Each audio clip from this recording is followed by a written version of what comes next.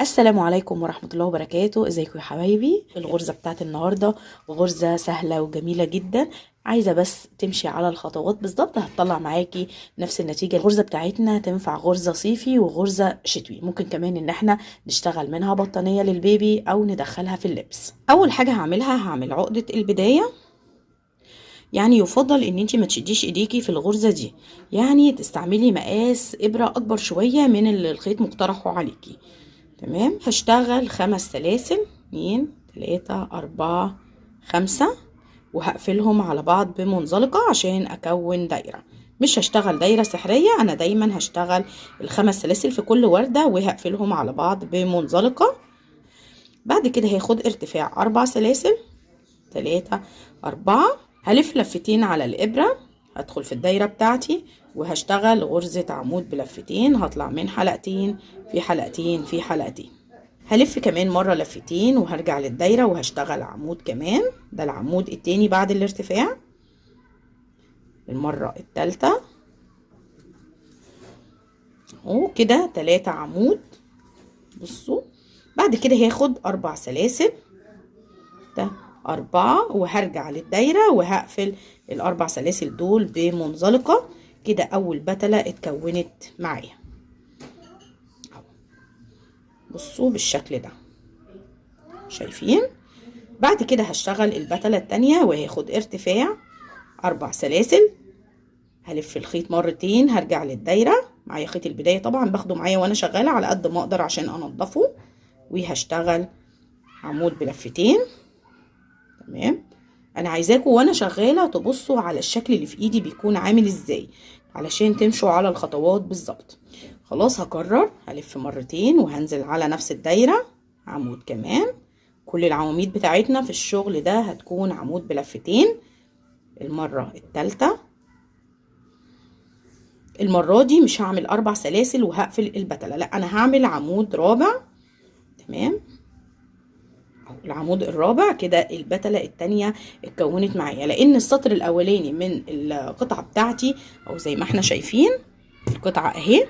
بصوا، انا بمشي بشتغل البتلتين دول وبعدين البتلتين دول، ده السطر الاول، وبعدين كده بنفس الترتيب.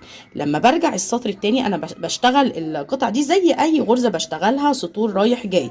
بشتغل البتلتين اللي في الاول او نص الوردة، وبرجع السطر التاني البتلتين التانيين او نص الوردة التاني. فانا هشتغل الجزء ده اهو زي ما احنا شايفين كده، بصوا جنب بعض، وبعدين هرجع بالسطر التاني.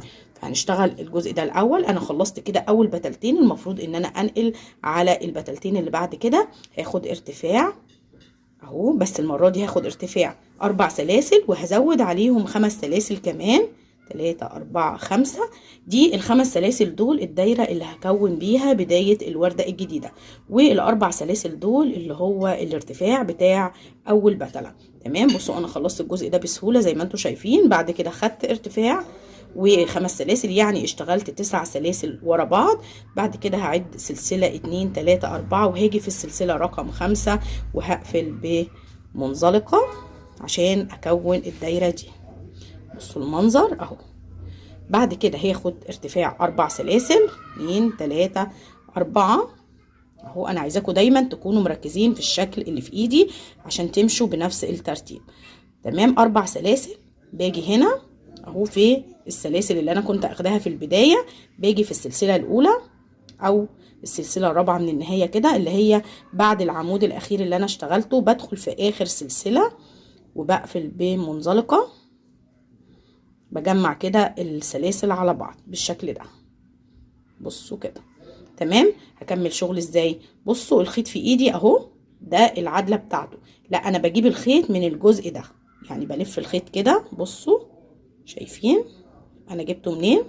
وبرجع البتلة دي لورا كده وبلفه على ايدي، بلف الشغل كده عشان اكمل شغل جوه الدايرة بتاعتي. كمان مرة اهو، دي العدلة بتاعتي اللي انا ماشية عليها.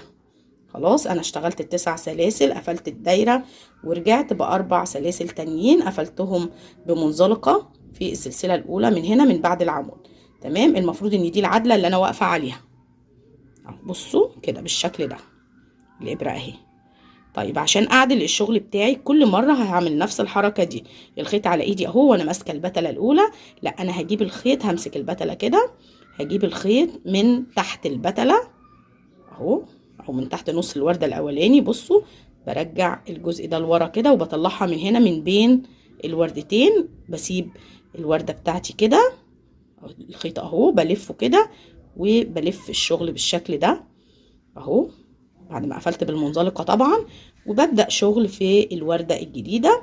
بعد الاتنين ارتفاع دول او السلاسل اللي انا اشتغلتها كونوا لي يعتبر اول عمودين، لان الارتفاعات هنا انا بحسبها عواميد. بلف كده مرتين، برجع للدايرة الجديدة وبشتغل بقية الوردة بتاعتي او بقية البتلة بتاعتي. اول عمود، تاني عمود اهو. وبعد كده عشان اقفل البتلة دايما باخد 4 سلاسل، 4، وبقفل في الدايرة بمنزلقة. تمام كده. بصوا المنظر، البتلة الجديدة اتكونت معايا وشبكة في نص الوردة الاولاني. بعد كده هياخد ارتفاع 4 سلاسل وهبدأ اكون البتلة رقم 2 في الوردة التانية. تمام، 4 سلاسل هلف اهو، ادي عمود 2، كل ده جوه الدايرة 3. وعشان دي البتلة التانية اللي انا هشبك منها الوردة الجديدة، فبيكون فيها ارتفاع ومش 3 عواميد، بيكون فيها 4 عواميد. بشتغل بدل ال4 سلاسل اللي بقفلهم بمنزلقة هنا عشان اقفل البتلة، لا بشتغل عمود بلفتين. تمام، المنظر بصوا بقى بالشكل ده، نص وردة مشبوكة في نص الوردة التانية. لو احنا بصينا للجزء اللي انا اشتغلته، او لو عدينا كل بتلة هنلاقيها بتتكون من 5 ما بين ارتفاعات وعمود بلفتين. هنكمل كده نص الوردة التانية. عشان نبدأ الوردة التالتة هناخد ارتفاع اللي هما ال9 سلاسل البداية لكل وردة جديدة، ارتفاع 4 سلاسل و5 عشان نكون الدايرة. 1 2 3 4 5 6 7 8 9 بالشكل ده. بعد سلسلة 2 3 4 وباجي في رقم 5 بقفل الدايرة بتاعتي بمنزلقة، وببقي بقية السلاسل مشبوكة بالشكل ده. منزلقة اهي، سوري اهي، كونت لي الدايرة المنظر كده. بعد كده باخد 4 سلاسل، 2 3 4. ال4 سلاسل التانيين بقفلهم في السلسلة الرابعة من ال4 سلاسل اللي انا كنت اخداهم قبل الدايرة. باجي في اخر سلسلة في الاخر كده بدخل بقفل بمنزلقة. عايزاكم دايما تبصوا على مكان الخيط على ايدي او اتجاهه. بصوا اتجاهه كده، والدايرة الجديدة بتاعتي كده. بجيب الوردات القديمة اللي انا اشتغلتها بعديها من فوق الخيط كده، وبجيب الخيط من تحتهم وبجيبه هنا. شايفين طلع منين؟ برجع اظبطه على ايدي تاني وبلف الابرة وبجيب اتجاه الشغل بتاعي كده. شايفين؟ ببدأ اكون البتلة في الوردة الجديدة على طول اهو، من غير ما اخد سلاسل ولا اي حاجة. بلف مرتين، برجع للدايرة الجديدة كده وبشتغل عمود بلفتين. معايا كده 1 2 3، كمان عمود. احنا قلنا بتتكون من 5 كده، بقى معايا 4. طيب البتلة دي انا هقفلها، وعشان هقفلها في الدايرة عشان ابدأ بتلة جديدة لازم اقفلها ب4 سلاسل. لكن لو هبدأ وردة جديدة بكمل عواميد عادي. انا هقفلها يبقى هاخد 4 سلاسل، 3 4، وهرجع للدايرة بتاعتي وهقفل بمنزلقة، وهبدأ بتلة جديدة ب4 سلاسل، 1 2 3 4 اهو، وبلف وبشتغل جنب السلاسل دي بقية البتلة اللي هي العواميد بلفتين بتوعي. طالما هبدأ وردة جديدة انا هشتغل بتلتين، ده السطر الاول فهشتغل بتلتين. فطالما هبدأ وردة جديدة يبقى هكمل كله عواميد، ارتفاع عمود 2 عشان دي البتلة التانية، 3 و4 كده. نص الوردة التالتة اتكون معايا. بصوا المنظر بقى كده اهو، بصوا وردات شابكه ببعض بس نصها بس. طيب بعد الاربع عواميد طبعا لو انا هرجع بالسطر او هشتغل السطر التاني بيكون بطريقه مختلفه. انت بتفضلي بقى تشتغلي بنفس الطريقه دي. عايزه تزودي ورد سواء هتشتغلي ده هيكون الطول بتاع الشال او الكوفيه او البطانيه اللي انت بتشتغليها او العرض، بتشتغلي وبتشوفي انت محتاجه كام ورده. انا محتاجه العرض ده او مثلا محتاجه 4 بزود بنفس الطريقه. هنكمل ورده كمان عشان ناكد على طريقه الشغل اهو. بعد الاربع عواميد دول باخد ارتفاع 9 سلاسل. بداية الوردة الجديدة 1 2 3 4 5 6 7 8 9. تمام. بعد سلسلة 2 3 4 باجي في الخامسة اهو، بقفل بمنزلقة وباخد 4 سلاسل 2 3 4. تمام معايا الشكل كده. باجي في السلسلة الأولانية مش في العمود، نخلي بالنا في أول سلسلة طلعت بيها هنا اللي فوق العمود بالظبط، باجي وبقفل كمان بمنزلقة عشان يبقى معايا 2 بداية الوردة الجديدة. نفس الحركة الخيط على ايدي وانا ماسكة الوردات اهي، باجي من تحتيهم وبعدي الوردات من فوق الخيط بتاعي. بصوا برجع المنطقة دي كده، بلف الخيط تاني وبمسك الدايرة بتاعتي وبلف الجزء كده اللي انا هشتغل عليه عشان يكون اتجاه الخيط بالشكل ده. جنب الاتنين اللي انا اشتغلتهم اللي هما سلاسل هلف وهشتغل عمود بلفتين، كمان مرة عمود بلفتين.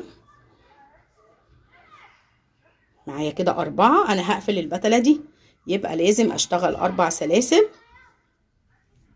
هرجع وهقفل جوه الدايرة بمنزلقة كده. اول بتلة في الوردة انا هشتغل بتلة كمان، هاخد ارتفاع 4 سلاسل 3 4. هلف وهشتغل هنا 4 عمود بلفتين. العمود التاني العمود رقم 3. تمام كده 3 عواميد. طيب انا وصلت كده للمقاس اللي انا عايزاه. لو انت عايزه تطولي المقاس عن كده هتبدأي تاخدي العمود الرابع وفوقيه 9 سلاسل، وبعدين هتيجي في السلسلة رقم 5 وتقفلي دايرة، وبعد كده تبدأي وردة جديدة اللي هو نص الوردة اللي بيتكون من البتلتين. الشكل معايا بقى كده. لا انا هقفل وهبدأ ان انا ارجع بالسطر التاني. يعني اشتغلي الطول اللي انت عايزاه، مجرد ما توصلي للطول اللي انت عايزاه بنفس الطريقة اللي شفناها بتبدأي ان انت ترجعي بالسطر التاني عشان الوردة تكمل معاكي. معايا 3 عمود ارتفاع و3 عمود جوه الدايرة، باخد 4 سلاسل عشان اقفل البتلة دي اهو جوه الدايرة اهو بمنزلقة.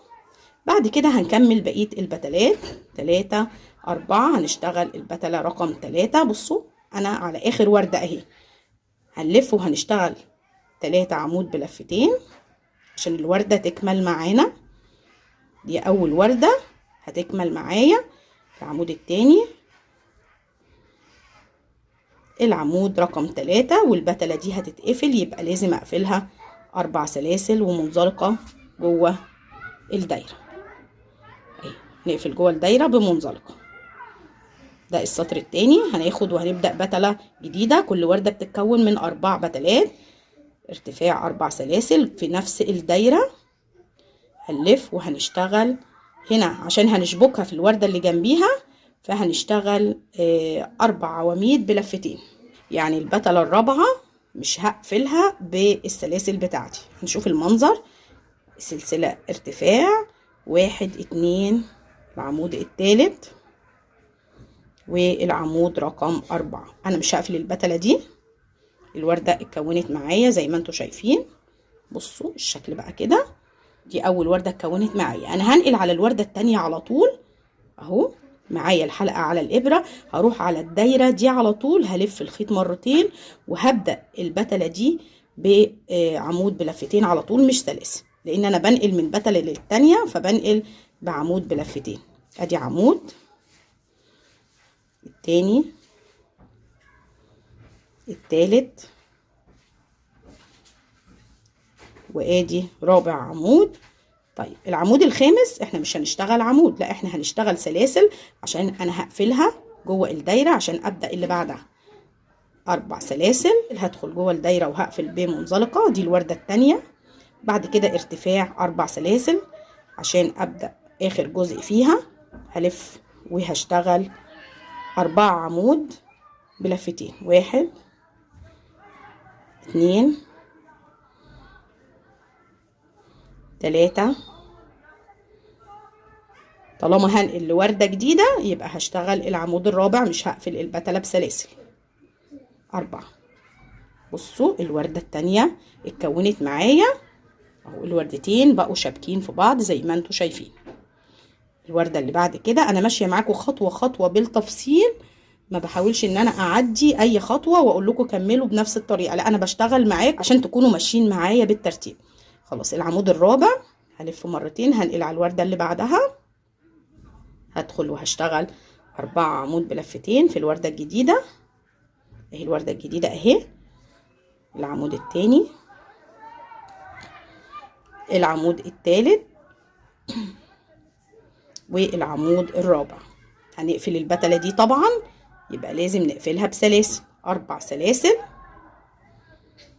3 4، وهنقفل بمنزلقة اهي، وهنبدأ بتلة جديدة 3 4، وهنشتغل جنبها 4 عواميد بالشكل كده. العمود التاني البنات اللي شايفين ان انا ماشية بسرعة ممكن تبطئوا الفيديو شوية وتمشوا معايا بالراحة. ادي سلاسل، عمود 2 3 والعمود الرابع علشان هدخل على البتلة اللي بعد كده او الوردة الجديدة. كده الوردة التالتة كملت معايا، بصوا اهو تمام. خلاص قفلة السطر بقى بتكون مختلفة تمام. انا بشتغل في الوردة الاخيرة بتلة واحدة بس، وما بقفلش السطر غير في نهاية القطعة بتاعتي. هنشوف ازاي مع بعض. خلاص دايما اخر وردة بيكون فيها بتلتين، انا باجي عليها وبشتغل بتلة واحدة بس فيها قبل ما ابدأ السطر اللي بعد كده اهو. عمود 2 3 4، وهنشتغل كمان العمود الخامس. هنا في حاجة بقى، لو انتي هتكملي الوردة وخلاص هتقفلي السطر على كده عايزاه بالشكل ده، هتشتغلي 4 سلاسل وتقفليهم وتعملي البتلة الرابعة زي ما قلنا. كل وردة بتتكون من 4 بتلات. طيب لو انا هبدأ سطر جديد او صف ورود جديد هنعمل ايه؟ ادي 4 عواميد وهنشتغل كمان العمود رقم 5 1 2 3. كده الوردة الأخيرة ناقصة بتلة، أنا هسيبها ناقصة البتلة دي وهرتفع ال9 سلاسل بتوعي عشان أبدأ سطر جديد. 5 6 7 8 9 بنفس الطريقة. ده السطر التاني. عايزين نبص بس على منظر السطر الأول أو الصف الأول من الورود، 3 وردات كاملين والوردة الرابعة ناقصة بتلة تمام. ببدأ على طول السطر اللي بعد كده 9 سلاسل، بعدي سلسلة 2 3 4 وباجي في خامس سلسلة بقفل بمنزلقة تمام. بنفس الطريقة باخد 4 سلاسل، برجع لأول السلسلة بتاعتي اللي هي آخر غرزة دي اهو، باجي فيها وبقفل بمنزلقة نفس الطريقة اللي اشتغلناها قبل كده تمام. كده اهي بداية الوردة اللي بعد كده. بنفس الطريقة برضو بجيب الجزء بتاعي اللي انا اشتغلته كده وبلف من تحت، بجيب الخيط تحت كده بعديه من هنا، شايفين بقى مكانه فين، وبلف الجزء اللي انا هشتغل عليه ده، بلف وبكمل البتلة بتاعتي. بشتغل عمود بلفتين طبعا، والعمود التاني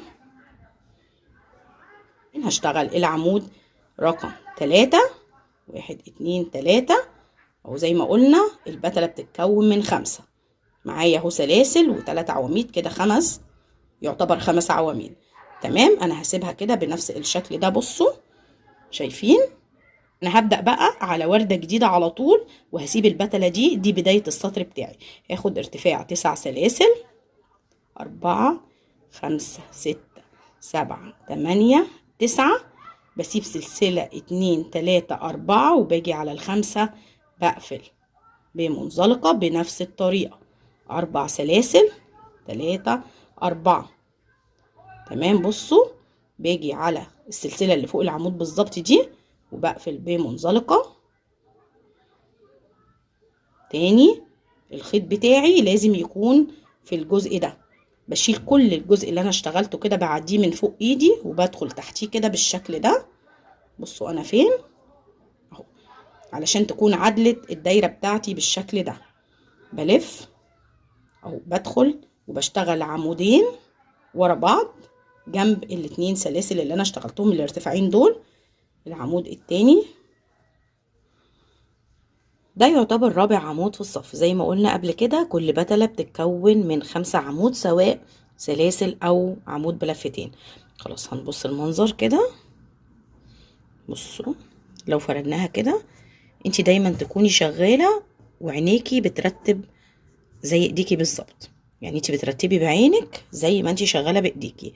تمام. بصوا المفروض ان البتلات هتشبك من هنا، شايفين المنظر؟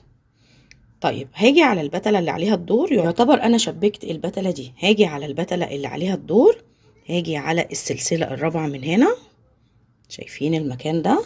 هاجي هنا كده على السلسلة الرابعة، هدخل فيها اهو.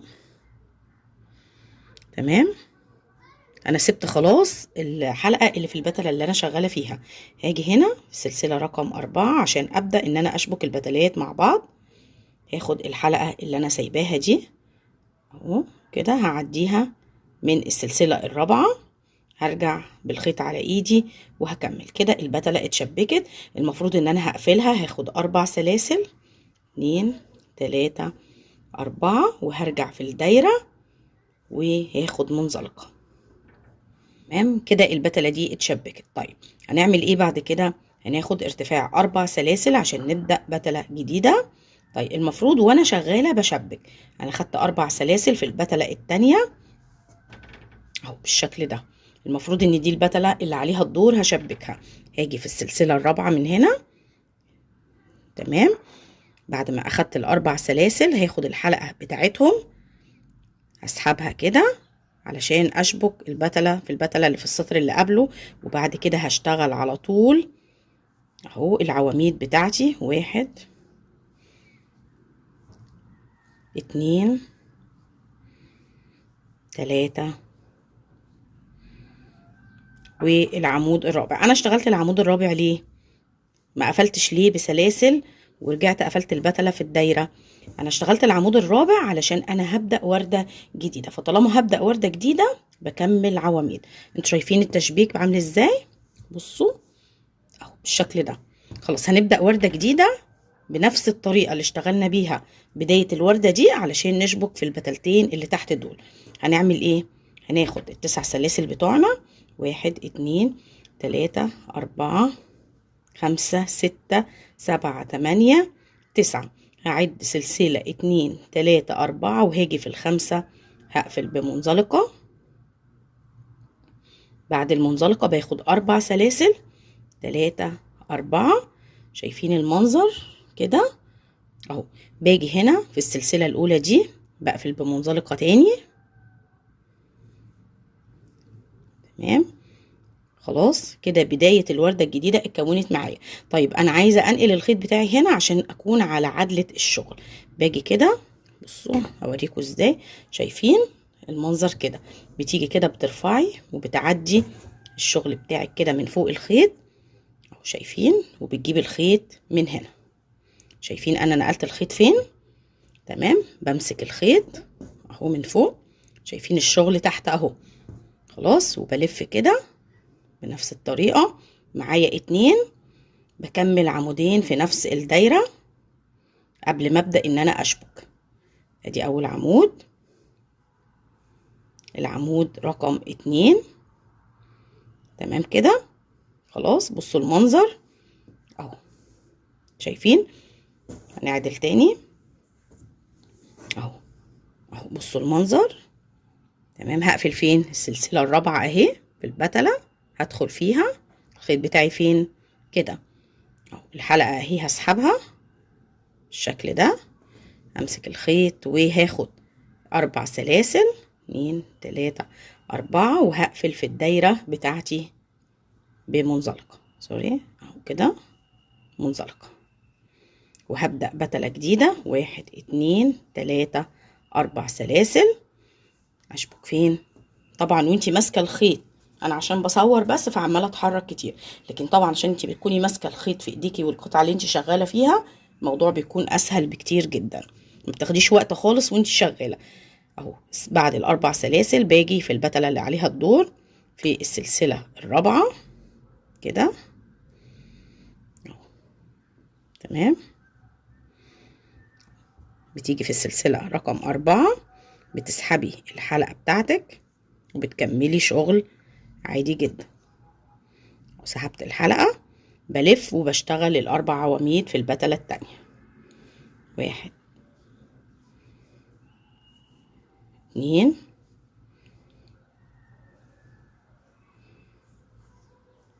3 والعمود رقم 4. شوف الشكل بقى عامل ازاي. بصوا نص الوردة التانية بدأ يتكون. تمام، طيب انا خدت 4 عواميد، هاخد بعديهم 9 سلاسل عشان ابدأ وردة جديدة. يعني بعد كل بتلتين باخد 9 سلاسل علشان ابدأ وردة جديدة. 1 2 3 4 5 6 7 8 9. 1 2 3 4 5 باجي في السلسلة رقم 5 بقفل بمنزلقة.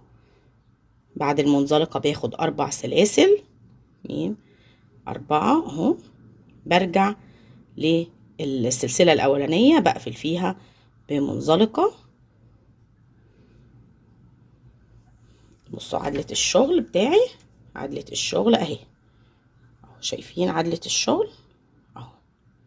باجي من تحت، بجيب الخيط من تحت كده بالشكل ده، بعديه في الجنب التاني هنا عشان يكون على عدلة الشغل اهو.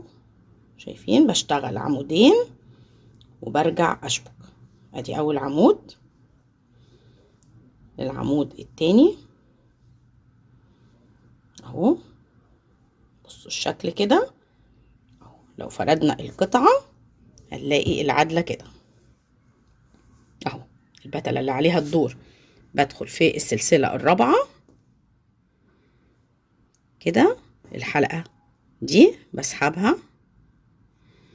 تمام، بمسك الخيط تاني وبرجع اخد 4 سلاسل، 3 4 بقفل في الدايرة بمنزلقة. تمام، باخد 4 سلاسل ابدأ بتلة جديدة. باجي في الجنب اللي عليه الدور هنا، البتلة دي في السلسلة الرابعة بدخل فيها كده.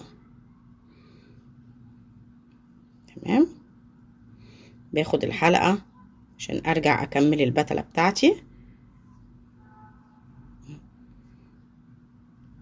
تمام، وبعديها وبعد كده بشتغل العواميد بتاعتي. انا هبدأ كده، دي اخر بتلة في السطر، هبدأ بعد كده اشتغل بقية البتلات وارجع بالسطر بتاعي. بصوا الشكل بقى كده. هكمل العمود التاني، العمود التالت. طيب لو انا هبدأ وردة جديدة بشتغل 4 زي ما احنا متعودين، لا انا مش هبدأ وردة جديدة، انا هكمل بقية بتلات الوردة دي. يبقى هاخد 4 سلاسل، 3 4 وهقفلهم في الدايرة. وبعد كده 4 سلاسل 4 وهبدأ بتلة جديدة. خلاص انا خلصت السطر اهو. بصوا المنظر اهو، السطر خلص معايا بالشكل اللي انتوا شايفينه ده. هبدأ ارجع بالسطر تاني كده. خلاص هشتغل البتلة 4 سلاسل وعمود، ادي العمود التاني، العمود التالت. خلاص الموضوع بيكون موضح نفسه زي ما انتوا شايفين. جيبها كده، اخد 4 سلاسل عشان اقفل البتلة. بقفل جوه الدايرة بمنزلقة 4 سلاسل عشان نبدأ البتلة الجديدة. وبلف 4 عواميد ورا بعض. البتلة الرابعة دايما دي بتكون ارتفاع و4 عمود جنب بعض، ما بقفلش البتلة الأخيرة بسلاسل أو البتلة الرابعة. 3 والعمود رقم 4. ليه مش بقفله؟ لأن أنا بنقل على الوردة التانية على طول. بصوا هقفله هنا، لو قفلته هنا هبدأ الوردة التانية ازاي من هنا؟ لا، انا بنقل على التانية على طول، فبيكون اخر حاجة اشتغلتها العمود الاخير اللي هو العمود الرابع. تمام اهو، بصوا ده اخر عمود. بلف الخيط على طول مرتين وباجي على الدايرة التانية او الوردة التانية بدخل فيها وبشتغل 4 عواميد جنب بعض قبل ما اقفل البتلة. تمام، يعني لو هنقل على بتلة جديدة او وردة جديدة بيكون اخر حاجة اشتغلتها عمود بلفتين، لكن لو انا هكمل شغل في نفس الوردة دايما بقفل الوردة دايما بقفل البتلة ب4 سلاسل. تمام كده، العمود الثالث، العمود الرابع، انا مكملة شغل في نفس الوردة، يبقى هقفل البتلة دي ب4 سلاسل عشان ابدأ واحدة جديدة، وطالما بادئه من نفس المكان يبقى لازم اخد 4 سلاسل بداية. تمام، دي البتلة الرابعة في الوردة التانية، يبقى الارتفاع وجنبيه 4 عمود ورا بعض، 1 2 3 4. بصوا الشكل اهو. تمام، بصوا الوردة كملت معايا ازاي. طيب انا هرجع اشتغل هنا تاني؟ لا، انا هنقل على وردة جديدة، يبقى اخر حاجة اشتغلتها هتكون عمود عشان انقل على طول. بصوا هلف الخيط مرتين، بصوا، وهاجي هنا كده على طول انقل على الوردة الجديدة، اشتغل 4 عمود 2 3. بعد كده العمود التاني، العمود التالت، العمود الرابع، العمود الرابع. تمام، انا هقفل البتلة لاني مكملة شغل في نفس المكان، هاخد 4 سلاسل 2 3 4 وهقفل في الدايرة عشان ابدأ البتلة الرابعة من الدايرة اهو. بصوا دي البتلة التالتة اهي، يعني هكمل بتلة كمان، فقفلت دي ب4 سلاسل وهبدأ الجديدة من نفس المكان ب4 سلاسل كمان، 1 2 3 4 سلاسل، وهشتغل 4 عمود هنا عشان دي البتلة الرابعة.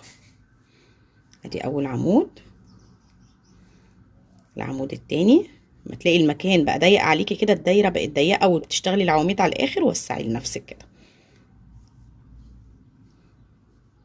3 وادي اخر عمود في البتلة.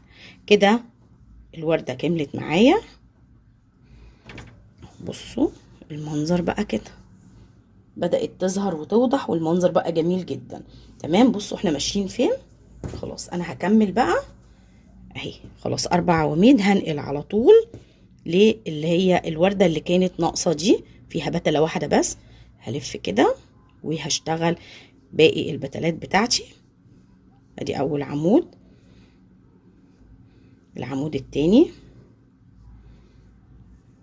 العمود رقم 3 والعمود رقم 4. تمام، لو انتي هتكملي السطر وهتقفلي على كده هتاخدي 4 سلاسل وتقفلي البتلة وتكملي. تمام، لا احنا مش هنكمل، احنا هنبدأ سطر جديد. تمام، انا بوريكي ازاي تبدأي السطر الجديد. لو انتي هتكملي خلاص ومش هتعرضي عن كده، هو خلاص الصفين دول هتكملي، هتقفلي البتلة دي ب4 سلاسل، تبدأي بتلة جديدة، وبعد كده هتكملي السطر الاخير ده او الجزء الاخير ده دايما ما بيكملش غير بعد ما تخلصي القطعه بتاعتك الطول اللي انت عايزاه لحد فوق، بترجعي بعد كده بتشتغلي على الجنب ده لوحدك. طيب لو انت هتبداي سطر جديد، احنا هنشوف طبعا هنشتغل الجنب الاخير ده مع بعض برضو علشان نشوف بنقفل القطعه بتاعتنا ازاي. تمام، لا انا هبدا سطر جديد، هوريكي ازاي تبداي سطر جديد. بتلفي وبتاخدي العمود الخامس، طالما هتبدأي سطر جديد دايما السطر الجديد بيكون فوق عمود. تمام، بتقفلي وبتشتغلي بنفس الطريقة اللي اشتغلناها قبل كده، اللي هو بتاخدي بتلة بتاخدي وردة فيها بتلة واحدة، وبتاخدي الوردة التانية بتبدأيها بنفس الطريقة دي. هنشوف ازاي البداية وبعدين هنرجع علشان نقفل الجزء ده. تمام، هناخد 9 سلاسل، تيجي في السلسلة الخامسة وبتقفلي بمنزلقة 4 سلاسل 3 4 بترجعي على بداية السلسلة وبتقفلي في أول سلسلة بمنزلقة. بتجيبي الخيط بتاعك من تحت، لازم الخيط يعدي في الجزء ده اهو، شايفين لازم الخيط يعدي هنا اهو. بتجيبي الخيط بتاعك كده بتعديه من تحت القطعة، بترفعيها كده، لازم الخيط يكون فوق القطعة في المكان ده اهو. الموضوع بقى اسهل وبقى واضح اكتر. شايفين عديناه منين؟ خلاص بنجيبه كده اهو. خلاص مجرد ما جبناه كده بنلف القطعة كلها اهو، علشان الدايرة دي تكون على عدلتي او على عدلة ايدي. بدخل الابرة كده وبشتغل بلف وبشتغل اهو. اول عمود، العمود رقم 2 والعمود رقم 3 كده 3 عواميد. ليه 3 عواميد؟ انا مش هشبك غير لما ابدا ورده جديده. الورده الاولانيه بتكون ناقصه 3 بتلات، دي بكملها وانا راجعه تمام. بعد العمود الثالث وارتفاعين هنا او السلاسل دي باخد 9 سلاسل كمان. السلسله الخامسه بقفل بمنزلقه، باخد 4 سلاسل 2 3 4، برجع لاول سلسله بقفل بمنزلقه تمام. اهو المنظر بقى كده اهو. خلينا من فوق كده اهو المنظر. بصوا انا بدأت الوردة التانية اهي، شايفين؟ بنفس الطريقة بجيب الخيط من تحت. بداية كل وردة لازم الخيط يتلف معايا على عدلة ايدي. الخيط من تحت اهو، انا عديته من هنا تمام، وبلف القطعة كلها كده عشان الشغل يكون على عدلتي تمام اهو. خلاص بلف وبشتغل العواميد بتاعتي، بشتغل عمودين عشان ابدأ بقى اشبك. يعني انا ببدأ اشبك من الوردة التانية اهو، عمودين تمام كده. باجي هنا عشان ابدأ اشبك بقى في البتلات بتاعتي. السلسلة الرابعة اهو، باخد الحلقة بتاعتي كده وبرجع تاني اقفل البتلة بتاعتي 4 سلاسل 3 4، بقفل بمنزلقة، بعدين باخد 4 سلاسل بداية البتلة الجديدة وبشبكها تمام. زي ما قلت لك انت مجرد ما اشتغلتي كذا وردة هتلاقي الموضوع سهل جدا بالنسبة لك وايديكي ماشية على طول. خلاص البتلة اهي هشبكها السلسلة الرابعة وبكمل اهو العواميد بتاعتي. بشتغل جنب الارتفاع ده 4 عمود. ليه 4 عمود؟ عشان هبدأ وردة جديدة بعد ما بشبك البتلة التانية، ببدأ وردة جديدة كده. العمود رقم 4 اهو، بصوا تمام كده. بعد كده هاخد بقى 9 سلاسل، هقفل في السلسلة الخامسة اعمل دايرة وبعدين 4 سلاسل واقفلهم هنا في اول سلسلة اخدتها من التسعة. وبعد كده هشتغل وهلف الخيط بتاعي وهشتغل 2 عمود. بعد كده هاجي هنا على طرف البتلة في السلسلة الرابعة، هسحب الحلقة بتاعتي وهاخد 4 سلاسل وهرجع اقفلهم. وبعد كده هبدأ البتلة الجديدة وهكذا لحد آخر السطر. أنا هكمل الجزء اللي باقي ده بنفس الطريقة اللي كملنا بيها السطر اللي قبل كده، وهرجع لكم عشان نرجع بالسطر التاني ونكمل الجزء اللي ناقص من الجنب ده. وصلت كده لنهاية السطر. بصوا المنظر بقى عامل ازاي. كل وردة فيها بتلتين شابكين في السطر اللي قبله ما عدا الجزء ده أو البتلة دي طبعا، أو سوري الوردة دي بكملها وأنا راجعة. خلاص اشتغلت البتلة التانية، هكمل الوردة عادي جدا. بتبدأي بقى تكملي الوردة بتاعتك عادي جدا. ارتفاع 4 سلاسل، دي البتلة التالتة، وبلف وبشتغل بتلة عادية جدا بتتكون من ارتفاع و3 عمود وبقفل ب4 سلاسل في الدايرة بمنزلق. خلاص العمود التالت 4 سلاسل عشان دي البتلة التالتة، برجع وبقفل بمنزلقة.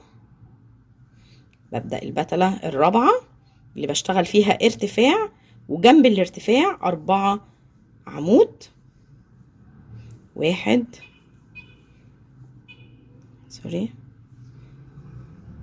2 3 والعمود الرابع. بعد العمود الرابع بنقل على الوردة اللي بعد كده. بصوا الوردة دي كملت معايا، بنقل على طول العمود اهو على الإبرة، بلف وبنقل على الوردة اللي عليها الدور على طول. يعني كل وردة ببدأها حسب ظروفها أو حسب مكانها. في وردات ببدأها بارتفاع، في وردات ببدأها بعمود على طول حسب ما هي شبكة أو لأ. تمام، خلاص أنا بدأت بعمود، هكمل البتلة التالتة والرابعة، والوردة اللي بعديها هكمل برضو التالتة والرابعة، وهوصل لهنا وهرجع لكم تاني عشان نشوف بنقفل السطر ازاي. وكملت الوردات كلها زي ما انتوا شايفين. بصوا المنظر بقى جميل جدا ومنتظم ازاي. كل وردة بتتكون من 4 بتلات. خلاص دي نهاية السطر اللي انا شغالة فيه. وصلت هنا، بصوا الوردة هنا فيها بتلة واحدة، والاجزاء اللي ناقصة في الجنب دي.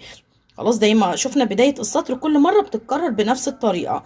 لو انا هقفل السطر هاجي هنا وهبدأ ان انا اكمل الوردات من الجنب بالشكل ده. خلاص دي اخر بتلة اشتغلتها، باجي في البتلة اللي عليها الدور وباجي هنا وبشتغل اول عمود، العمود رقم 2 اهو، العمود الثالث ده في البتلة الأخيرة اللي في الجنب، العمود الرابع. تمام، وبقفل البتلة بتاعتي. لكن زي ما قلنا لو أنا هشتغل وردة جديدة بشتغل عمود خامس وباخد ارتفاع 9 سلاسل وببدأ السطر الجديد. طيب أنا هقفل السطر بتاعي خلاص 4 عواميد وباخد 4 سلاسل، بلف الجزء ده كده أهو وبقفل البتلة بتاعتي. تمام، البتلة اتقفلت معانا. لو احنا ظبطنا الشكل كده هنلاقي ان هو نفس المنظر اللي كنا ماشيين عليه هنا. خلاص بقت كل وردة بتتكون من بتلتين. هبدأ ارجع عليهم تاني عشان اكمل كل وردة 4 ما عدا الوردة الاخيرة طبعا هشتغل فيها البتلة الاخيرة بس. تمام، بنفس الطريقة اللي اشتغلنا عليها السطر الاخير هرجع على السطر ده وهبدأ ان انا اكملها 1 2 3 1 2 3 4 ارتفاع، وهشتغل البتلة التالتة بتلة عادية جدا ارتفاع 3 عمود، وبعد كده هقفل ب4 سلاسل اهو 3 عمود. بعد كده هاخد 4 سلاسل، هقفل هنا بمنزلقة.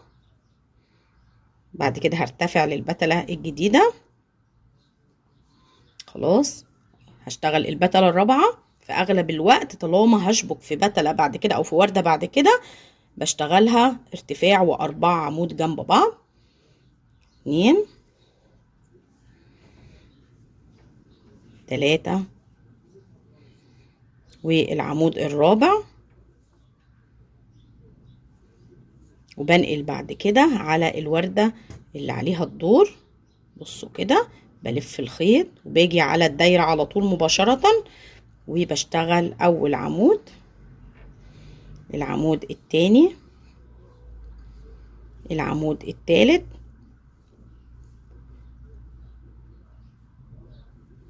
والعمود رقم 4. تمام، بعد كده باخد 4 سلاسل وبقفل البتلة بتاعتي بمنزلقة جوه الدايرة اهي، وبعدين 4 سلاسل ارتفاع بداية البتلة الجديدة. بلف مرتين، برجع للدايرة، بشتغل عمود بلفتين، أول عمود كمان مرة، العمود التاني اهو تمام لفتين، برجع للدايرة بشتغل العمود رقم 3. لو انا هقفل البتلة باخد 4 سلاسل وبقفل في الدايرة. لا انا مش هقفل البتلة، انا هنقل وهكمل الوردة الاخيرة. عشان كده هشتغل العمود رقم 4 لفتين، برجع وبشتغل العمود الرابع. تمام، بنقل على طول للوردة الاخيرة اهي اخر وردة، بلف الخيط مرتين وباجي على الدايرة وبشتغل اول عمود 2 3. بصوا والعمود رقم 4. وعلشان دي اخر بتلة وانا هقفلها باخد 4 سلاسل 3 4 وباجي جوه الدايرة بقفل بمنزلقة بعد كده باخد سلسلة للتثبيت وبفصل الخيط. بصوا المنظر. اتمنى ان شاء الله ان هي تكون عجبتكم. هستنى طبعا رايكم في التعليقات، ولو عجبكم الفيديو دوسوا لايك، واللي لسه بيشوفني لاول مره وما عملش اشتراك يدوس على كلمه اشتراك او سبسكرايب الموجوده تحت الفيديو، وكمان يفعل الجرس علشان يوصلوا كل جديد من الفيديوهات اللي بتنزل على القناه. والسلام عليكم ورحمه الله وبركاته.